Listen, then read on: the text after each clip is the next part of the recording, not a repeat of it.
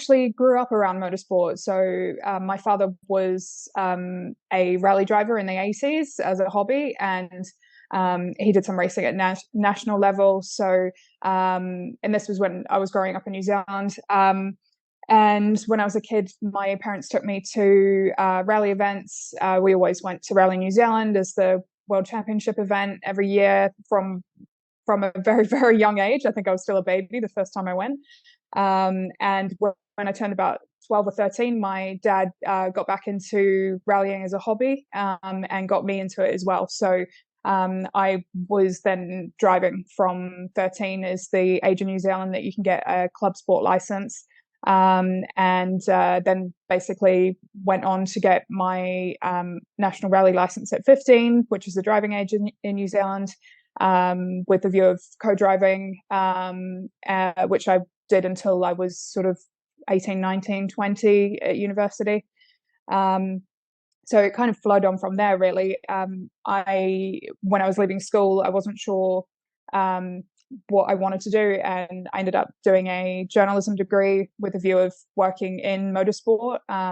My original plan was to follow the World Rally Championship, given that was what I knew and what I grew up around. But yeah, sort of plans changed, but I've been lucky enough to work across a number of different series, and now in World Superbikes, which is a really great championship to work in, and I've been here for 5 years now. So when I was kids, motorsport, in particular, I'm from Italy, so in particular in Italy, is something that is part of the family. Like in Sunday, you have like the big meeting with the family, with your friends, and then you watch a race, Formula One, MotoGP. So I'll always, of course, be passionate about motorsport, but I want to be in. I want to be part of the motorsport. I have this big passion for communication. It was when I was 14, 15 years, was the first time Facebook was in the scene, and I feel like, oh, if I can combine one day motorsport with my passion that is communication, I was thinking it could happen. No, it's like maybe one day we can use social media. And then happen, and they say, okay, I want to be there. I want to be part of motorsport. I want to go in the racing. I want to travel the world with riders, with team principal, with mechanic.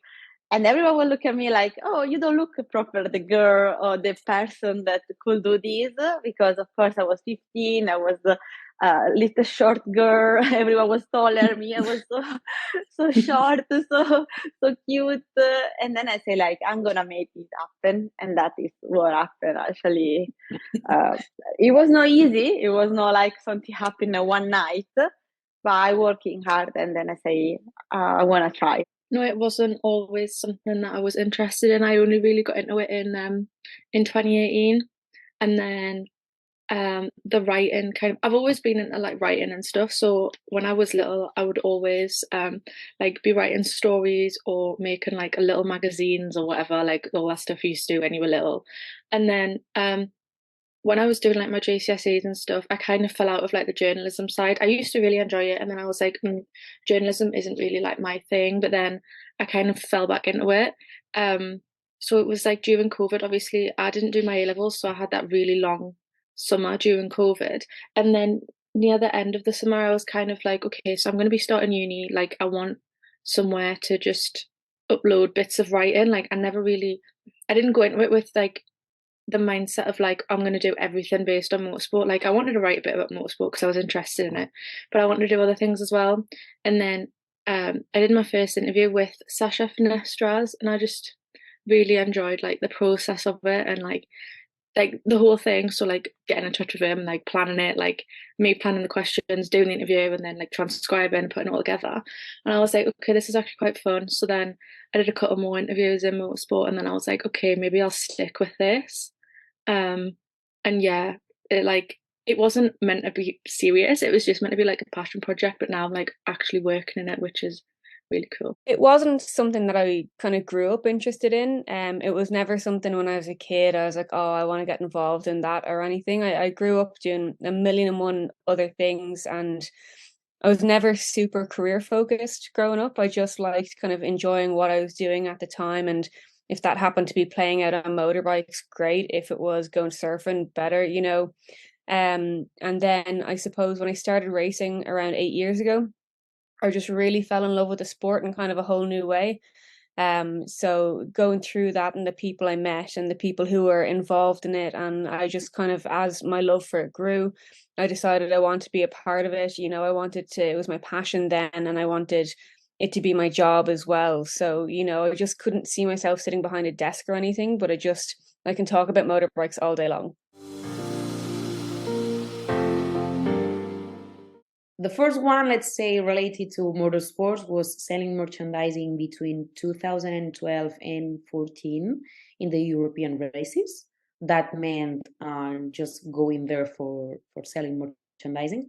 And then I worked in Dorna, well, it was like DAZN, you know, for 4 years as a journalist and translator. I started with 22 there, and I did 4 years, and then another 4 years with Leopard Racing in Moto3. And now this season it's going to be my first one as a MotoGP press officer. I didn't expect it, but it came the opportunity. I sort of entered the world of motorsport by accident, so to speak, because I have a business degree. So I studied business management. So I have an IBA, International Business Management degree, and a global communications minor. So nothing really to do directly with motorsports. But my younger brother, he was a rider. And he was in a team in which he was going from the Stock 600 European Championship into the World Supersports World Championship. And they needed someone with management skills that could help out. And they needed languages. And I speak 4 languages. So I speak English, French, Spanish, and Italian. So going into World Championship level, obviously it was very convenient for them to have someone with many languages.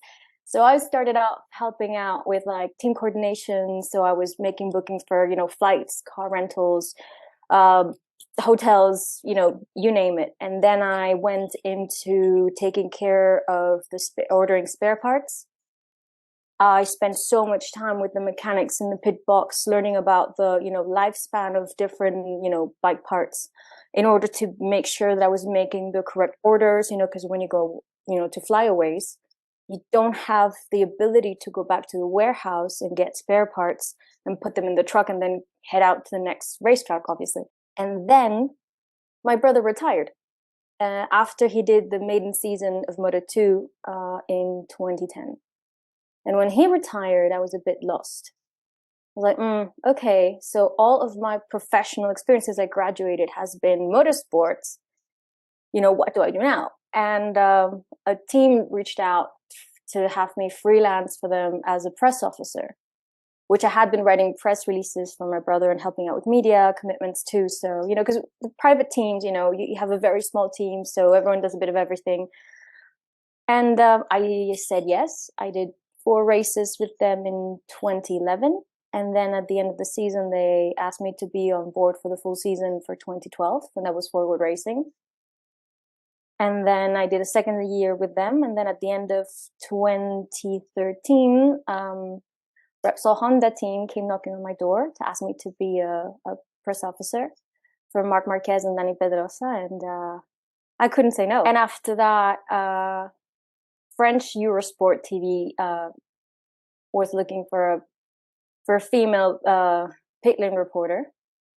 And when they first approached me, I thought it was a joke. I honestly thought it was like a hidden camera situation. I was like, I have no TV experience. I was like, me?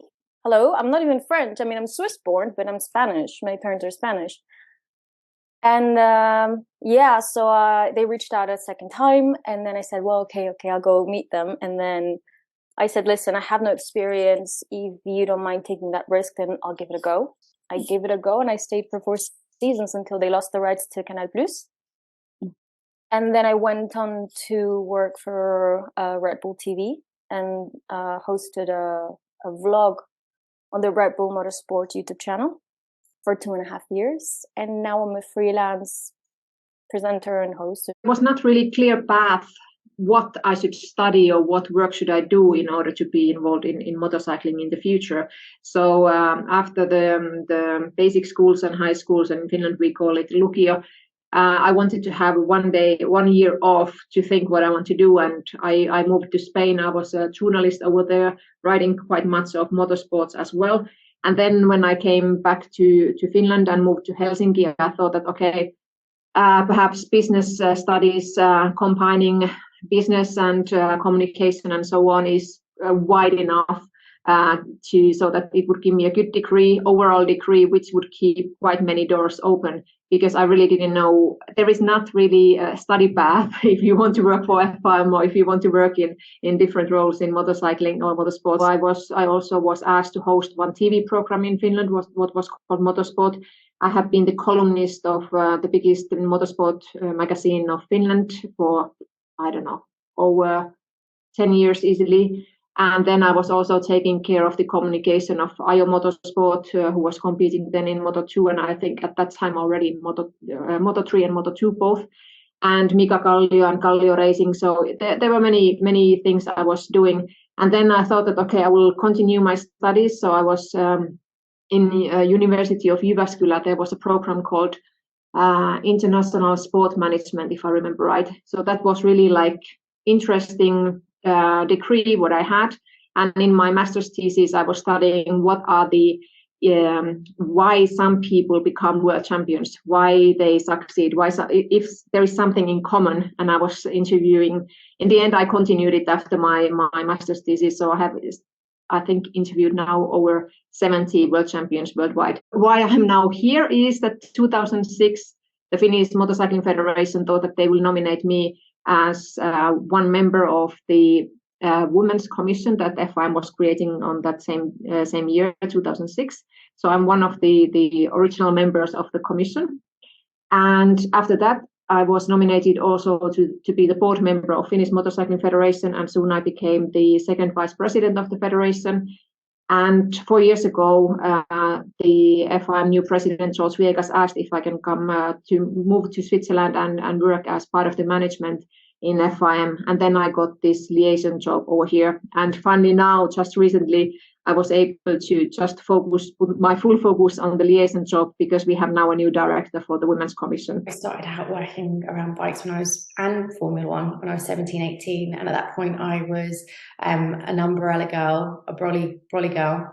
And then I worked specifically for one of like the major sponsors, one of the energy drinks. And that was really a job that took me to so many different types of motorsport. And one of them was the FIM, and what it was called back then was the World Motocross Championship. These days it's called MXGP. And from working in that sport, I was always very vocal about what I wanted to do.